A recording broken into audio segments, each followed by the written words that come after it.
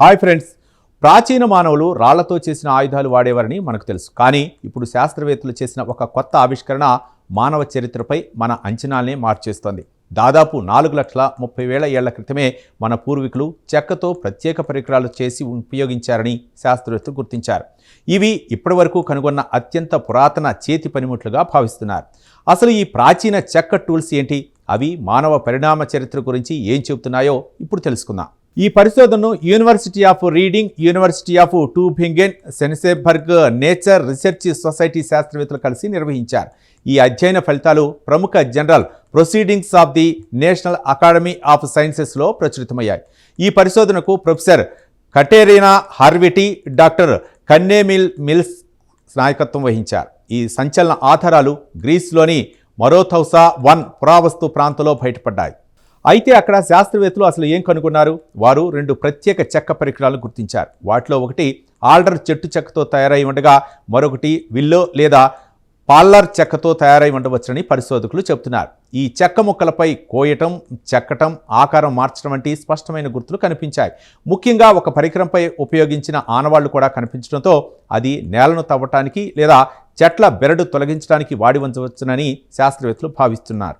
ఆ ఆవిష్కరణ ఎందుకు అత్యంత ప్రత్యేకమంటే, చెక్క వస్తువులు సాధారణంగా వేల సంవత్సరాలు నిల్వ ఉండవు. అవి త్వరగా కుళ్ళిపోతాయి. అందుకే ఇంత పురాతన చెక్క పరికరాలు దొరకటం చాలా అరుదు.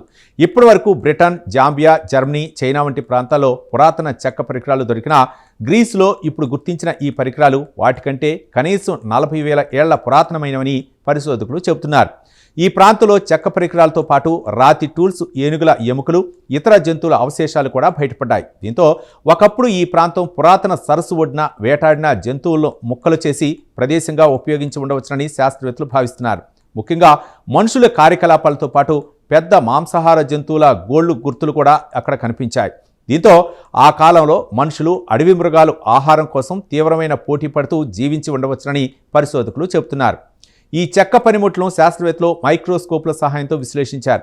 వాటిపై కనిపించిన కోతల గుర్తులు సహజంగా ఏర్పడినవి కాకుండా మనుషులే ఉద్దేశపూర్వకంగా చెక్కినవని వారు నిర్ధారించారు.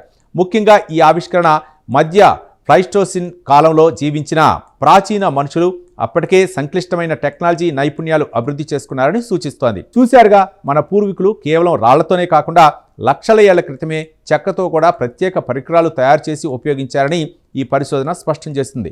ముఖ్యంగా చెక్క వంటి త్వరగా నశించే పదార్థాలతో తయారైన టూల్స్ కూడా అప్పట్లో మానవ జీవితంలో కీలక పాత్ర పోషించి ఉండవచ్చునని శాస్త్రవేత్తలు భావిస్తున్నారు. ఈ కొత్త ఆధారాలు మానవ పరిణామ చరిత్రపై మన అవగాహన మరింత విస్తరించే అవకాశం ఉందని